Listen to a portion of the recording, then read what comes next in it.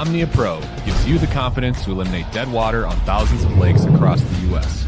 Exclusively through Omnia, utilize our map layers containing critical real-time satellite information to see water temperature, water clarity, and important weather data all in one place, along with 1-foot contours for navionics and detailed CMAP social mapping. Matched with Omnia's industry-leading loyalty credit program on all your tackle and gear needs, this is the only app you need in your arsenal for success on the water.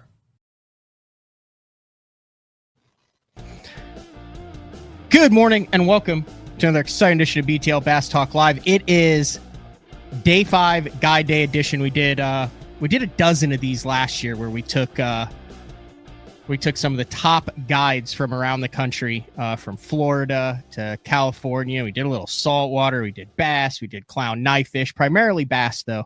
And one of these, this whole kind of episode started a couple years ago. Spoiler alert, we're bringing it back. This is a day 5 guide day show today. A couple years ago, I got a DM from a dude down in Texas, and he was like, man, I watched the show, I listened to the show. You got to come down here. I got like an open day.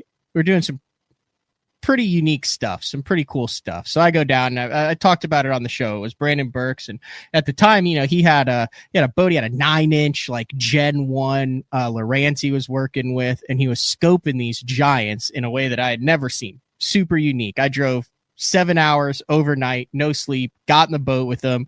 We had 2 bites. I missed one, and then I caught an 8-pounder. But the way he was doing it, I was like, dude, this guy knows his stuff, and it's kind of a once in a lifetime. So then I kind of started thinking, I was like, man, like, you see the pictures of the fish, you show the pictures of the fish and stuff, but people who come down and like experience it and do it, it's something so different that you expect, you know, you're going down, you're casting out, the fish are biting it, you're catching a bunch. And I was like, this is something that needs to be explained, talked about, because this is a skill set that doesn't exist.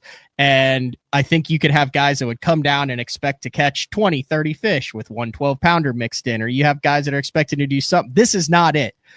But I'm also hesitant to, you know, by the time you travel and do it, you're a couple $1,000 in on this thing, and you want to know exactly what you expect. So I know a bunch of guides from Big JP, Travis Manson, up in the Northeast. I went out with Captain Benny Florentino out of Catalina Island to do some calico bass fishing out in California. Captain Justin Jones down in Florida. You know, he does the artificials, the big giant Okeechobee bass. Guides out of Roland Martin Marina there. Also does some clown knife fish on the side. Anyway, I've stayed in touch with Brandon. He's fished a couple Bassmaster Opens over the course of the time. And, you know, you watch his stuff on social media. It's real easy to see guys just post big, giant fish pictures. But I like the way the guy's doing it. I've been down there myself to this lake a couple different times. He's always down there grinding it out in 110 degrees by himself with clients, sleeping in his truck, staying in hotels to get this.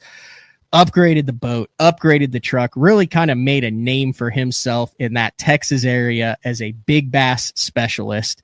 And recently, he's been doing some cool stuff. And it's no longer a 9-to-5 guide day. He's been getting out at night. He's been fishing during the day. He's got kind of his own line of bait. So I said, all right, we need to do an official guide day with this. I want to get you on. And we did it great because he's actually at a hotel right now in West Texas with his guide client Grant, who actually drove 16 hours to get there to fish it. And not 12 hours ago, last night, Grant caught a 13-pound largemouth with Brandon. So we'll bring Brandon in right there. Was that a fair introduction there, Brandon? Yeah, that was pretty fair. I don't ever sleep in my truck, but I've got an RV about 15 minutes from the lake. Okay, that was it. Yeah. That was it. So how long have you been guiding for? It's been about 4, almost 5 years. I spent 3 years at OHIV, and I've been 2 years at the lake that I'm at now. A little over 2 years now. Yeah, and obviously, if you book with Brandon, if you're from the West Texas area, we'll just get that right out of the way right now. Not into blowing up lakes. This is a well-known lake. There's a lot of other guides who do guide on it, but there's no sense in GPS coordinating it for it. But right. It's impossible to get to unless you really, really want to get there. So you're good to go on that. But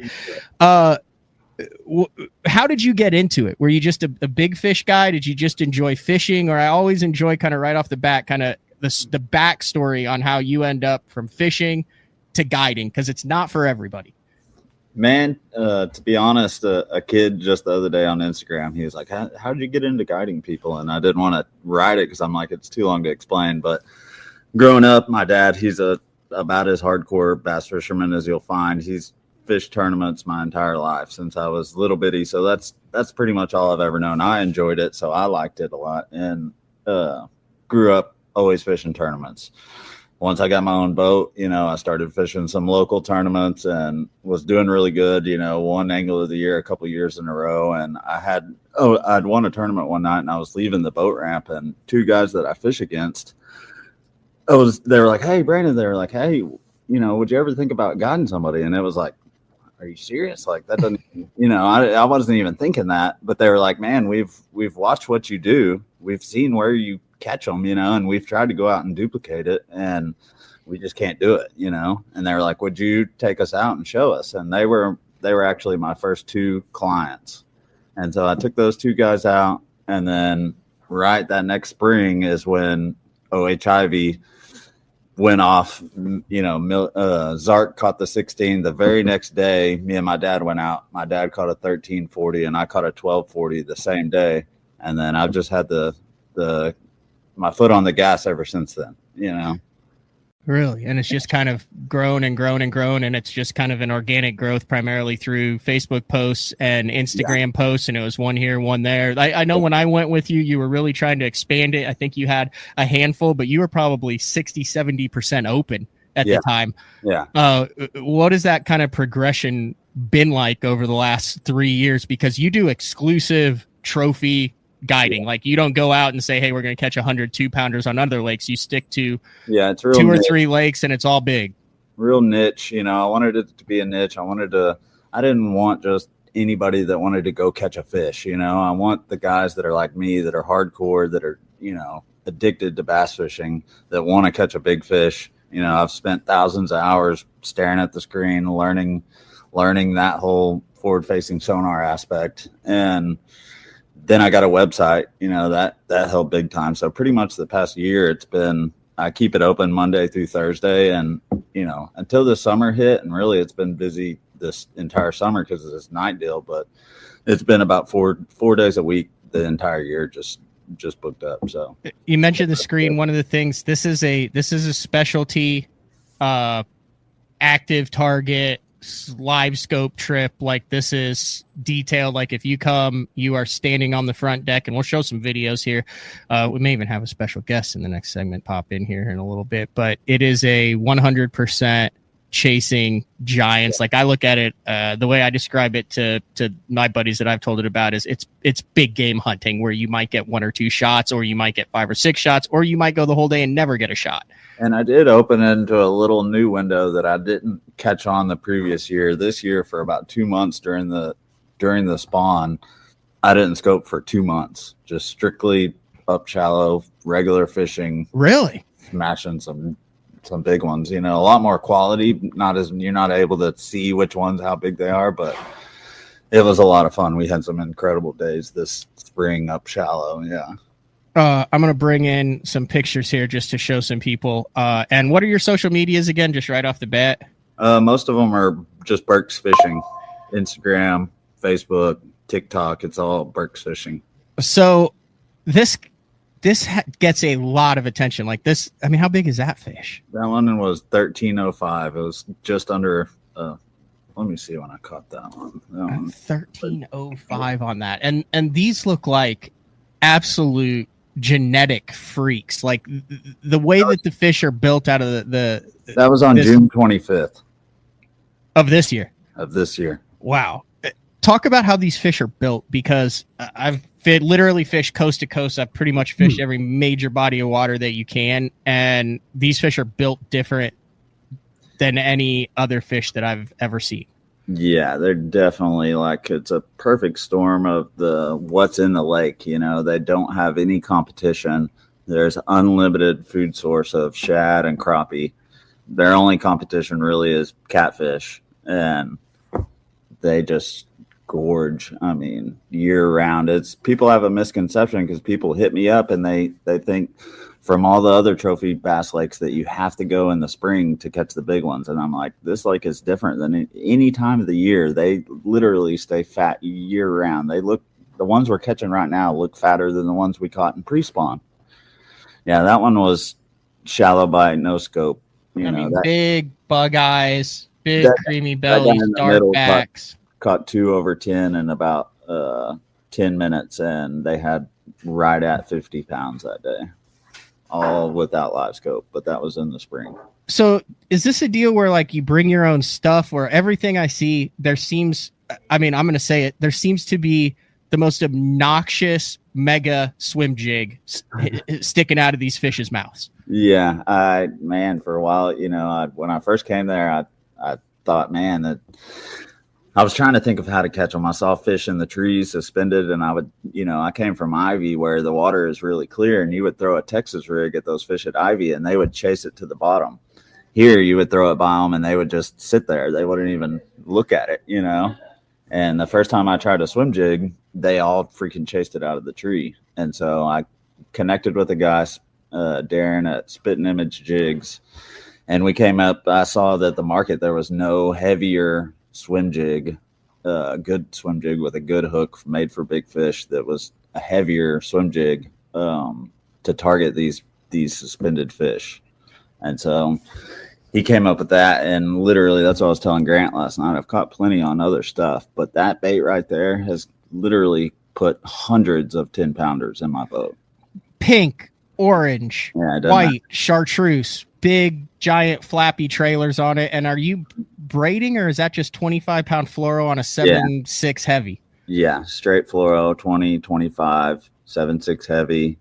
The biggest thing is the gear ratio of the reel. You want a 7 gear ratio reel. And I just tell people, if you're more comfortable bringing your own equipment, your own reel that you're used to throwing, because you're going to make a lot of casts, it's you're making a lot of casts, so you need something you're comfortable with. But I've got plenty, of course, that if people don't, if you're flying in and you don't want to bring rods, I've got everything. 12 months out of the year too. 12 months out of the year. In the last month, we've had, since June 25th, that's the third one over 13 pounds. I just added it up yesterday. In the last month, we've had 20 over 10 pounds, 2 13-pounders, several 12s. It's been absolutely like I'm on another planet right now. I know Brett Cannon a little bit. I know he's kind of does some big bass hunting. I think he made the mistake of dipping into the salt water. And Jeff Crete once said, once you get into the salt water and they're big and they pull and they bite every single cast, it's hard to go back to bass fishing. So it'll be interesting there. But there is like this weird, it seems kind of competitive, underground, little macho kind of giant bass scene with a handful of guys in Texas. And I mean, you are squarely in the middle of that. Like, what's an average day like? I mean, what are the number of boats that you're competing against? Do you work with the other guys? Is there a healthy amount of competition amongst you all? That's an interesting question. I've done some stuff, like with Jack York on Lake Fork, and he's like, dude, like it's the most competitive thing. I mean, you've got 50 guys that are all trying to get out, but when I've been there, it doesn't seem like there's many guys that are willing to put the time in to get good at this.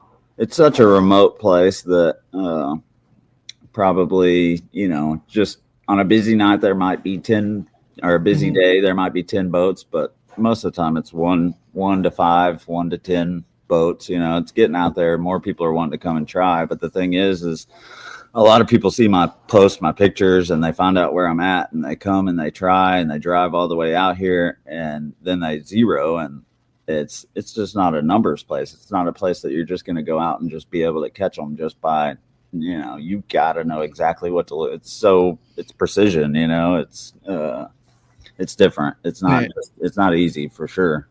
Getting ready for the show, I was talking with you about that, and I said, Arbuckle's the same thing there. In the winter, you'll see, Buddy Cranford, I fished that tournament there, and he had a 43-pound bag. There were like 4 fish over 10 weighed in. But what people don't understand is you don't just go show up and catch those big fish. It's kind of odd how it seems like those, and there were 150 boats in the parking lot for the next 2 weeks, and then all of a sudden there'd be 50 and 20 and 10 because you drive, you go, you suck. But Mhm. it almost seems like those freak show lakes, and there's a lot of them, and a lot of them have been exposed, not exposed, but a lot of forward-facing sonar has shown big fish that live in lakes that we didn't know were there before, all catch and release too. But it seems like the lakes with the big giant ones in it are the hardest to catch fish out of. Would you agree with that? They don't get that big. That's what I tell people. They don't get that big for no reason. It's not because they're dumb. It's no different than a big deer. You just don't see giant antlered deer running around everywhere. You know what I mean? They're smart. They get that big for a reason, you know?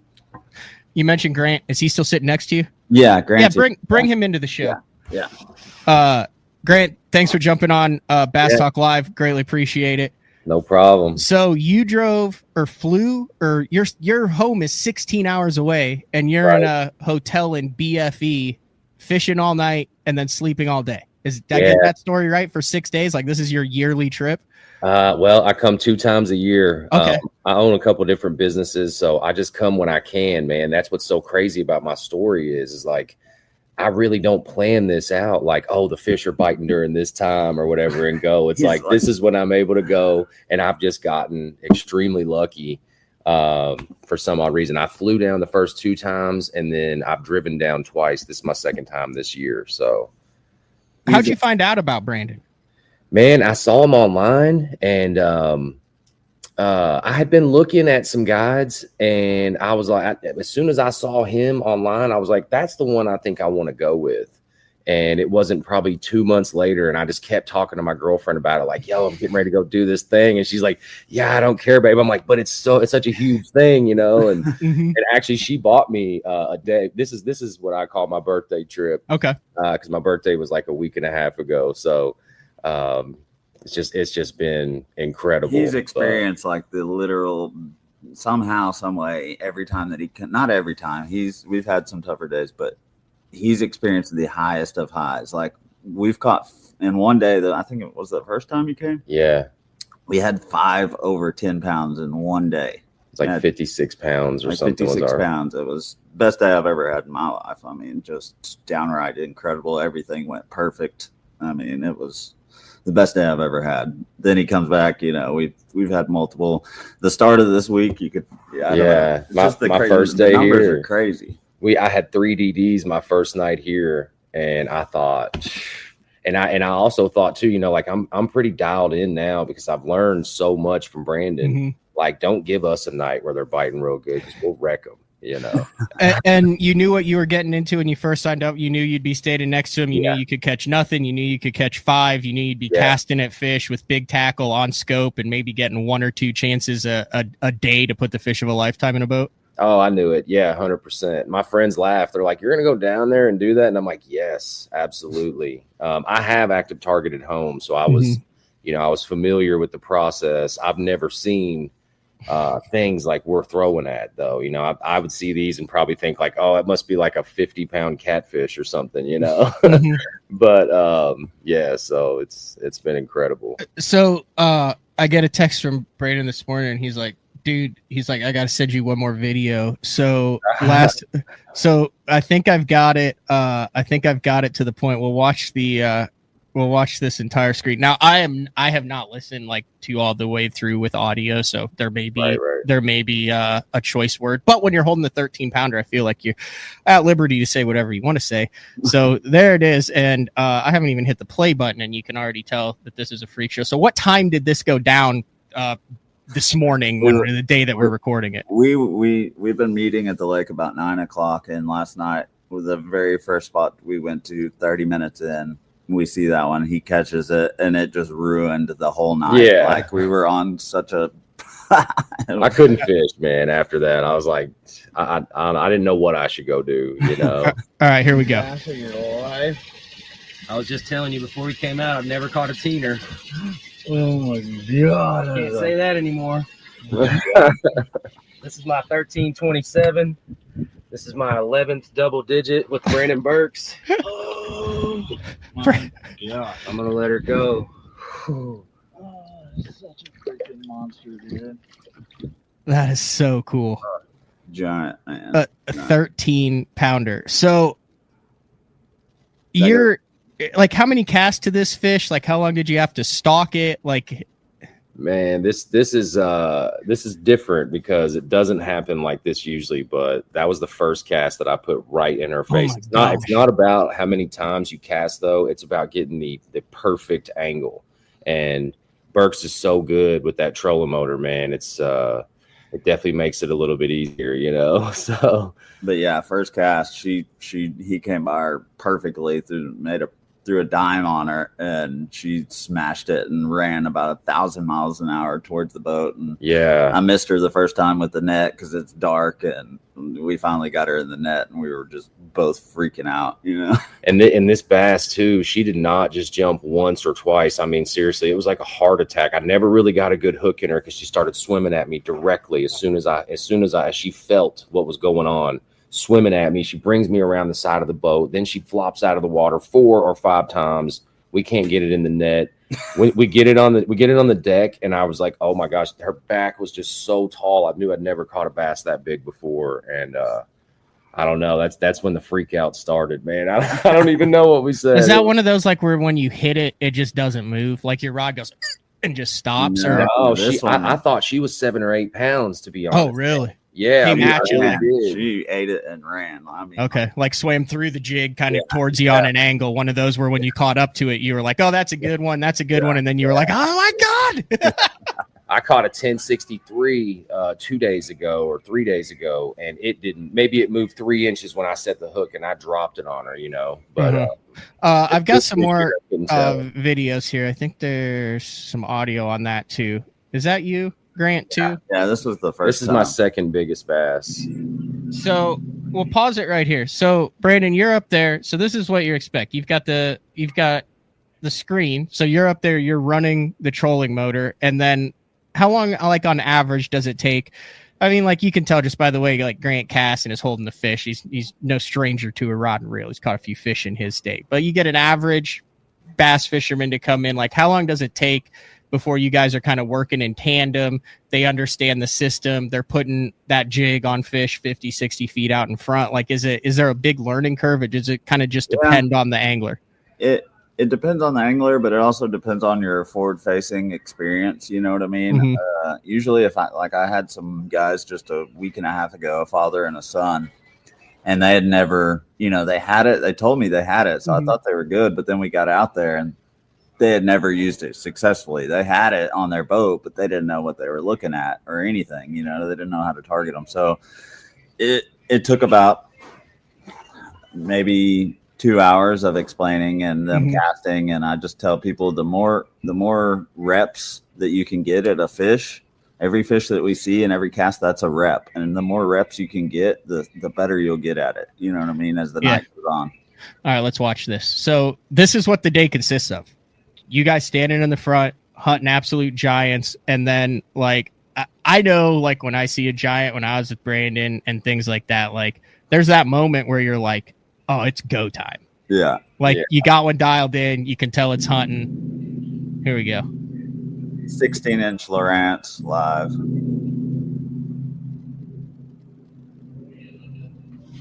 Oh. That some bitch kind of myself, didn't I?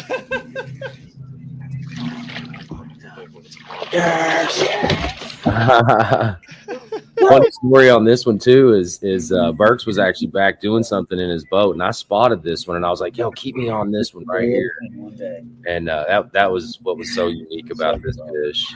So that fish looked like it was like 6-7 foot down, 30 foot in front of the boat, just hanging out. I think she was more like 11 foot down. If I had, But I mean, that couldn't have been more than 30, 40 foot out. Right? Yeah.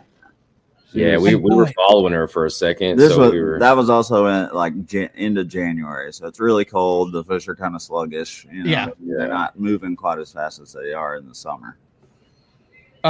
So when did you figure out the night deal, Brandon? Because for the last couple weeks, I've seen your post. You've been texting. I mean, for the previous years, I hadn't seen the night posts. Like this seems like it's has opened up a whole nother realm. Man, I figured it out last year. I did it quite a few times in the fall, but but I didn't do it quite as much early in the summer. He came last year at this time, and we fished during the day, and we still caught some good ones. But Tough. it's been incredible just learning. Once it gets hot, that a lot of these fish, they feed at night. They feed at night, and you've got quite a few advantages. They can't see you. You got to be even more precise, even more precision. But seeing a lot of targets. I just think that they come out at night to feed. The shad gets real high in the water. I mean, those are absolute units. And then how long do you fish for? You said you get on the water at like 9. Is there 9 to 2, 3, whenever we get tired, maybe go to 4 or 5, but just depends on how the night goes. Yeah, that one you just showed, that's a 13. That was less than a week ago. Last Wednesday, that guy caught that one. That one weighed 13-12. What are the dimensions on that fish? Do you 20? It was 25 inches long. 25 inches long. I don't know. The girth's like almost 22 inches. Like, good Lord. They've got a different kind of build. Like the head, the back is like literally this wide. Like those ones, like at the lake I'm at, I tell people if you get one that's 25 or 26 inches, it's going to be close to 13 pounds, Here's another one. I don't think this isn't the same one I just showed, is it? No, this is in the summer. This is another. Boom! That's what I'm talking about right there. That's the hook set. Yeah, he smashed that. Watch this one. Boom! The rod freaking doesn't move. And what is that? A 7.6 extra heavy? Yeah, just not an extra heavy, just a heavy. Okay. Oh, this must have been early in the day because you didn't even have the net out. Right. Oh my gosh. Yeah, these fish are airborne too. That's another thing about them. These are not normal fish that I've caught.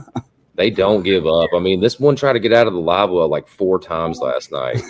Like jumped out successfully once. It's insanity, man. Yeah, that was another client's first 10-pounder. Really? And then it's all catch and release. You put him in the box. You let him chill out. You take pictures. Take girth, length, dimensions. I would imagine a lot of your guys, Brandon, go back and that's a replica that's in their office or depending on how cool their wife or girlfriend is above the fireplace. Enter it into ShareLunker and get a replica. Yeah, that's. So how many ShareLunkers have you caught now, or have you guided? Oh man, I don't know. I'd have to add it up this year. I've had 2 or 3 over 13 pounds this year. ShareLunker season, it just depends. The ones that you donate are from January to March. What's crazy is a lot of the ones that I've caught have been like in the summer.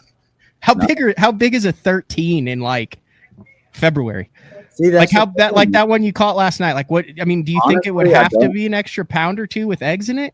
I don't know, dude. I think these fish are so fat that they don't gain that much extra weight. Like, I don't know where it would go, but I don't think they get.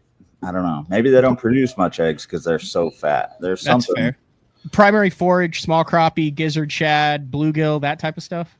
Yeah, shad and crappie, gizzard, shad and crappie. And they look bigger right now than they did even back in February. Yeah, to me, it's insanity. Actually, I don't understand that. Like how big they are. That's what I was saying about. I have lots of guys that hit me up and they're like, "I want the spring. I want to come in the pre-spawn," and I'm like trying to explain to them that these fish stay fat year round. Like you do not have to just come in the spring to have a shot at a DD. Like this is unlike anywhere else. It's not a numbers place like Mexico. Mexico's got tons of big ones, but it's just different, man. The way it's set up, it's just different. What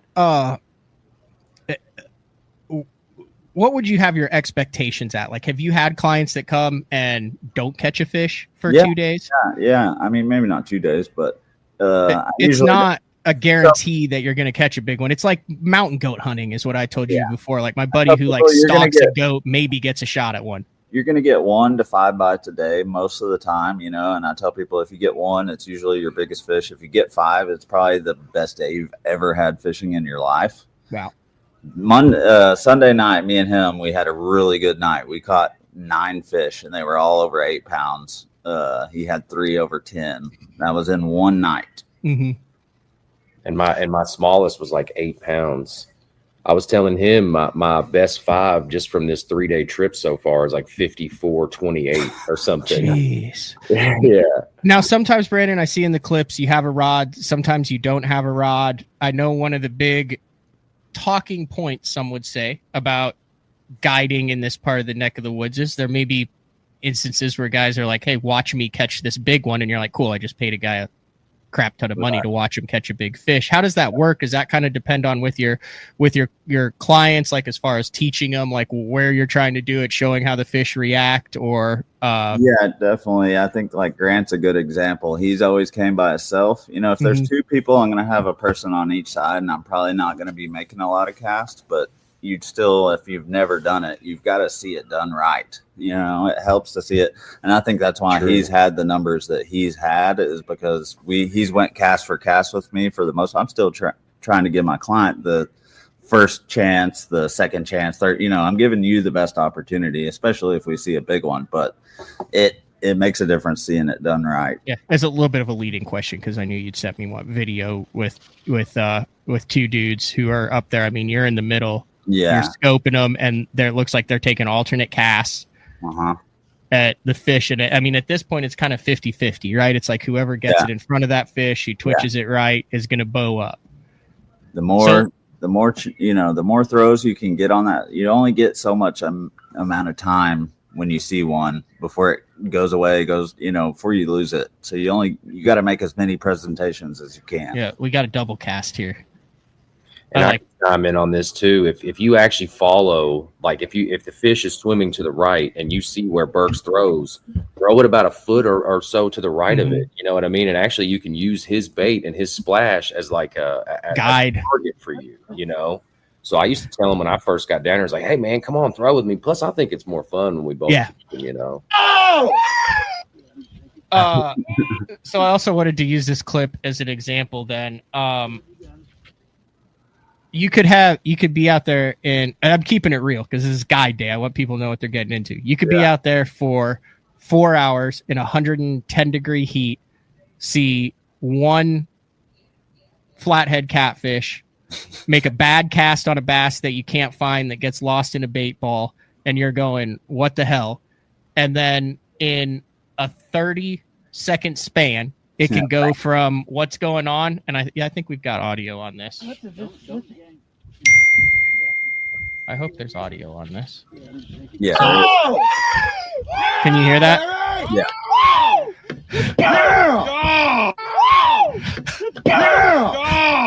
That is a monster right there.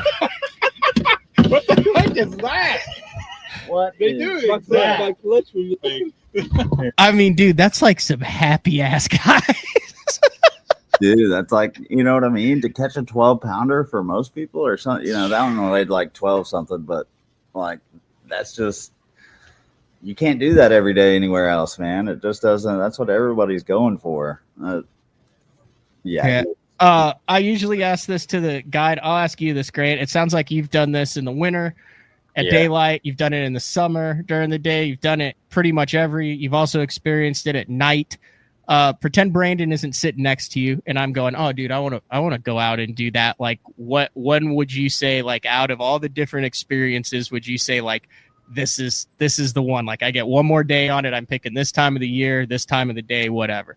Man, that's a tough question because prior to me coming down this time, I would have said probably like the end of January because we wrecked them that one day. It was, I think it was January the 30th or something like that. We absolutely wrecked them. But this trip here has probably been my best trip. So you got 2 totally opposite sides of the spectrum. Both times we're nailing them, man. I mean, and honestly, it does seem like the fish that I've got in front of on this trip have eaten it a lot faster than they did back in January or back last July. I mean, there was, I don't know. I'm going to say maybe I would say right now is probably the best time that I've had. So that's nighttime for those listening at a time. Recording this on July 30th. So, I mean, it is the heat of the summer. Should run all the way through August. I did it a lot last year during the fall. So it should continue. Now, you're scoping these fish. They're giant fish. Obviously, you can't have a high density of giant fish in a lake. Are you like catching pets, Brandon, or are you catching a lot of clean fish? A lot of clean fish. I mean, people are going to say it's the same fish, but I'm telling you right now, it would blow your mind if you knew how many thousands of giant ones are in there. You know what I mean? Like, I've caught a few that I know are the same fish, but for the most part, you're like, they don't weigh the same. They don't measure the same. You know what I mean? I'm not seeing like hook marks or anything around the mouths of them. I'm seeing different markings on a lot of your fish. Yeah. I would say there's way more in there than you could ever imagine. There was actually another one on the graph when I caught that teener last night that looked maybe bigger than the one that I casted at. And I was about to cast it. And Burks was like, no, cast it this one.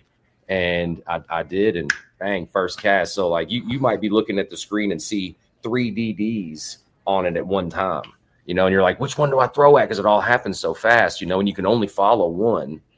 So there's the view right there. So you have it all set up. Oh, you got a beat down mount. Heck yeah.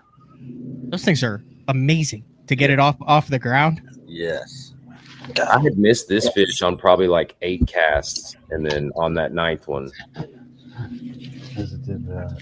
Oh my gosh, that's a cold water fish. That thing is a whale. I'm actually getting a replica made of that one. Get 12. Yeah. Might be a 12. What's a 12-pound replica these days? I don't even. He hasn't told me the price yet. He just told me $25 an inch, about a 7-month turnaround. Okay, and you got a guy, if people want to do it down there and stuff, you send it to him, you know how to take all the pictures. And what percentage of guys would you say plan on getting a replica of a fish that they catch with you? I mean, it'd have to be 50%, wouldn't it? Yeah, I mean, they're expensive, you know what I mean? But yeah, I would guess quite a few of my clients have gotten replicas made. I know quite a few of them have got them made, but very cool. Anything else that's like super pertinent information about this that you want to make sure that you get in here for anyone who's thinking about coming down? Do you take care of, tell them like, hey, here's where I would stay, here's where it is, they meet you at the ramp, or do you pick them up at the hotel? Like, what does just a typical day look like for you? Typical day, they're gonna stay about 20 minutes from the lake I've got a nice hotel that I usually send all my clients that stay at 20 minutes from the lake. Show up, meet at the ramp, hop in, go out, and then go back on your way. But all my information, you can find it at burksfishing.com. My website shows all my availability, all my booking info, pricing, everything is on there. It's made it really convenient and easier for me to not have to go back and forth. But you can message me, text me on Facebook or whatever, and get if you have any questions about booking or any of that. Like, what's your availability like for the rest of the year? I've seen you post sometimes like, the bites, like you're not scared to say, hey, like the bite's tough, or you're not scared to say like, hey, I got a day open next week and we've been mowing them down. Pretty much the rest of the year. It's I've got some bookings, but it's pretty open for summer is when usually the slowest time. This nighttime deal has been. That's me. Yeah, there you are. I have been on the website before. Yeah, look at how happy I am on that. So, if there is Dallas the closest airport? Grant would be better to answer this question. Like, what is it? You're traveling. Like, I'm assuming you're from a state where like 10 pounders or 10 pounders are not exceptionally common. No, I'm from Kentucky, so I live in Grange, Kentucky, pretty close to Louisville. My first time I came down, I flew into Lubbock, Texas. Okay. Usually there's a layover in Dallas, so it just depends on how long your layover is. If you got a long layover, just fly to Dallas because it's about a 3-hour drive from there to where we stay. Otherwise, if there's not much of a layover, you can fly into Lubbock, rent a car, be here in about an hour from Lubbock. So it's out there. Very cool. I know you're a big family dude too, Brandon. Like, is that your dad that's out there, and then also your boy catches the hell out of him too? Like every once in a while, you'll have a day off, and you'll have the old man out there just wrecking on. Oh yeah, like I said, my dad's is hardcore bass fisher. Was he into it like this, or was there like a day where you were like, "Pops, you gotta get in the boat with me"? Like like you got to see what I can do out here. Well, we went to yeah, for sure we had that, but at Ochavi, we both had Garmin at that time, and he caught a share lunker, a 1340. I caught a 1240 the same day, and just learned and evolved since then. But he's better, he's just as good as me on the fishing side of things. He hasn't quite caught up to me on the forward facing, but he's getting there. He's a hammer. And he's came out several times, gotten to hop in, and he can't run the trolling motor and stay on the fish quite like I can, but he's a hammer. My son, and you don't have to bring anything. You can just show up at the boat ramp and say, "Let's go catch giants." I've got everything. I've got everything. Rods, reels, like run through kind of what you got. I know you just lost a big one. You ended up finding it again. Yeah, so we had went out the night, not last night, but the night before. And he hooked a 986, and I didn't, like an idiot, I didn't have the net out. So I lifted that middle box to get the net, and it knocked my rod, and I heard it, land, but I didn't know it was dark. Well, when we got the fish done and everything, let the fish go, and we went back up there to start fishing again, I hear my rod go kink, kink into the water. And I'm like, what the heck? And I reached down, and I had my rod, and I tried to pin it against the bottom of the boat.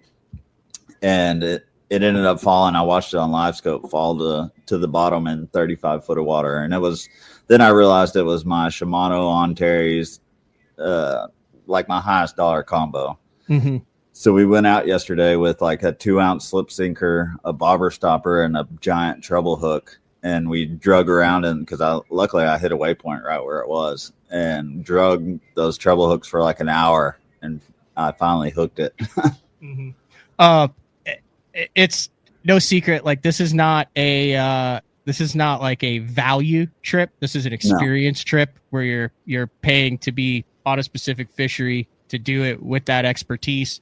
It's like $1,000 a day. Still, you shop around in that part of the country and want a shot at those fish. I would venture to say there's not anywhere else where you can have that value of learning experience and that quality of fishing. I'll leave it at that. Yeah, I would say that it sounds like a lot, but if you compare it to other prices, if you put my numbers against anybody else that does it, I would say I don't see how it's not kind of a value. You know what I mean? Like it sounds expensive, but then when you think about the numbers I've been putting up, it's really kind of a value compared to some of the other prices that you pay for. Especially if you've got a buddy that wants to come down, you guys want to try to have a legit shot at cracking a 10-pounder, getting better at your forward facing, 100%. Split a cost for a couple days, and it's cool. You're gonna have opportunities, no doubt. Like if you book a trip, you're gonna have opportunities at 8 to 13 pound fish. Dude, you're totally wrecked, Grant. Like, how do you even fish in Kentucky now after you know what's happening? Man, everybody asks me that question. Believe it or not, when I go home and I catch 2-pounders, 3-pounders, I'm still gonna have fun doing it. I just love fishing, man. Derby fish, tournament fish, or just fun fish? No, just fun fish. Very cool. I'm rigged to fish. Like I could fish like the elites right now with my equipment, but I just I've got a couple businesses, and one day maybe if I have more time, I might try to fish more derbs. But you get on Cumberland at all? Cumberland's like one of my favorite fisheries. I don't fish it, to be honest. I live in Kentucky. I mainly fish on Lake Gunnersville. Okay, that's a couple pretty good lakes. Option. Yeah. There's a couple small lakes around me that I like too. Mm-hmm. But have you done a guide trip on Gunnersville before?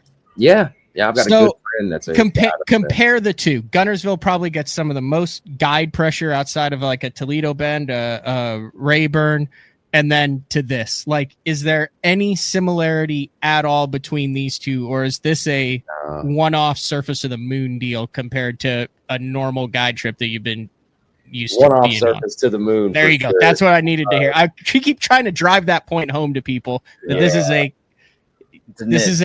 unrepeatable experience.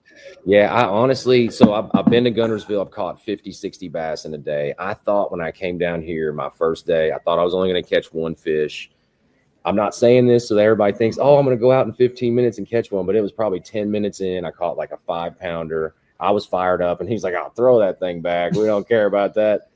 20 minutes later, I caught a DD. Then I think we caught, I don't know, 10, 11, 12 fish that day. So like it was kind of like a Gunnersville day where we're out here wrecking them. You know what I mean? But totally different. Totally different. And the size of the fish, and when you hook one and the fight that it gives you down here, these F1s don't play, man. They do not play. Oh my god! It's an adrenaline rush, man. It's like a drug or something. I was telling him, I was like, like it's like a drug. Like I'm so addicted. Like there's no way I'm not. Even if I was a pro fisherman one day, I would still come down here twice a year. Yeah, it's pretty cool. So I had Matt Steffen down there. I'm gonna show when you said these fish don't play. That reminded me of it. I'm gonna see how quick I can find this. Come on. Oh, here it is. It's like literally a split second thing on Matt Steffen's deal. But so this was like one of those. We drove 15 hours and saw 2 fish and had one chance at one. Same lake down there. So watch how fast this fish goes from 12 feet in front of the boat to 8 feet behind the boat. Because Matt, I told Matt, I was like, dude, like this is like kind of a moon shot, but we're going for it. Watch how fast this fish moves.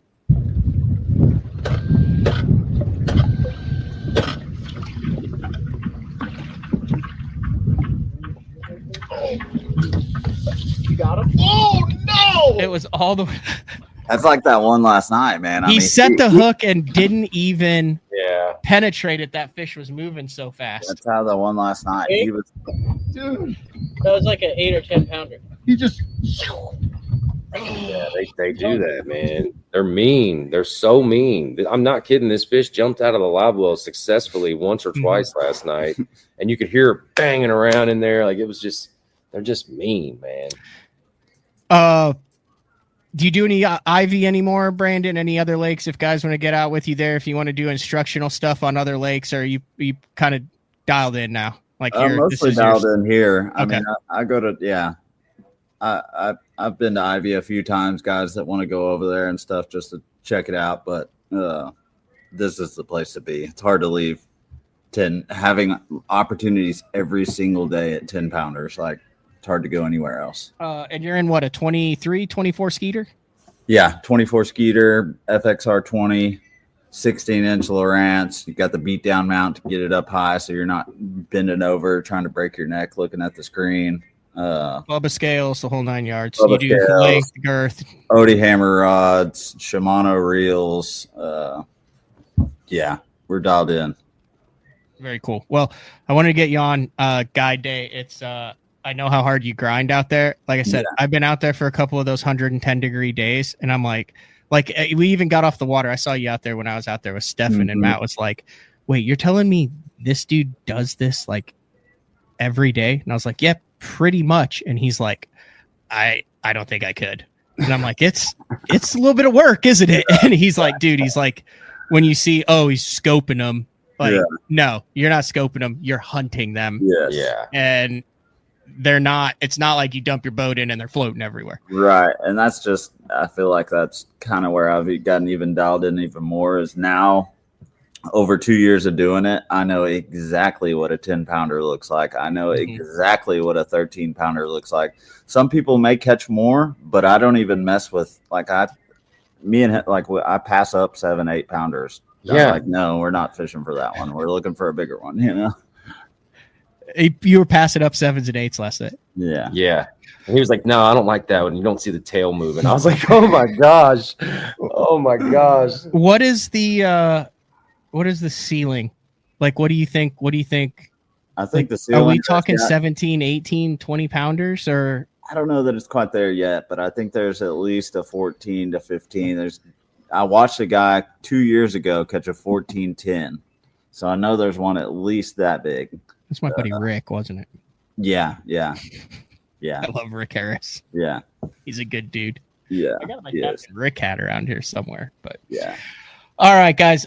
Your schedule for the rest of the day then. I know you're around. You've been around the last couple nights. You've got your chill out, grab some Mexican for dinner, head to the pond, and hope to catch a 14. I guess is the game plan. I'm going back to bed, man. I just went to sleep at like 5 a.m. So, but yeah, get some food, go back to the lake. This is my last night. I don't know how I'm gonna top what I did last night, but I'm gonna try. Crazier things have happened every time I get with this guy. Crazy things happen. So there you go. All right, Grant, Brandon. Matt, congratulations. Hey, run their socials, Burks Fishing, BURKSfishing.com. Also Burks Fishing on Instagram, TikTok, Facebook. I know. I think I'm going to have to end up getting a TikTok. Courtney's been like, you could put clips of BTL on TikTok and reach a whole younger generation. I've got like 130,000 followers on TikTok. So I've never been on it. Never once. I don't even know how to download it. Yeah, never been on TikTok. Oh, Are you a TikTok guy, Grant? Man, I downloaded it only because my girlfriend sends me like 100 things from it every day, and I can't view it. But yeah, I can't either. I just text him back. Can't view it. Sorry. Yeah. So I do have it for that, but I'm not a huge social media guy. My Instagram's Grant_Thomas_lab LAB. Okay. For anybody looking, but I'm not on there a whole lot. It's all just mega bass. Yeah. Dude, that's awesome. I haven't really met anybody who's that dialed in, but doesn't tournament fish. And just like, I was just talking to another dude back in. He's like, I think I'm only gonna fish like 3 tournaments. And I'm like, I'm in a position where I can go do what I want. So why wouldn't I go spend a couple weeks up north, go spend a couple weeks in Mexico, go spend it? He's like, that, like every time I do that, I have the best time of my life. He's like, and I put myself in a position to do it. So that's what I'm doing. Yeah, exactly. That'll be me pretty soon. And it kind of is now, but, I'm working a lot. I've only fished 7 or 8 times this whole year. Well, you made the most of it. Yeah. So, all right, guys, go back to bed. I appreciate it. Man, Thanks, thank you, Matt. Nice I appreciate you having us on, buddy. All right, see ya. All right. There you go. Brandon Burks, Grant. That's what's going on down in Texas. You got all the details. This has been another edition of Guide Day, and I'm going to try to bring these back more regularly as the year progresses.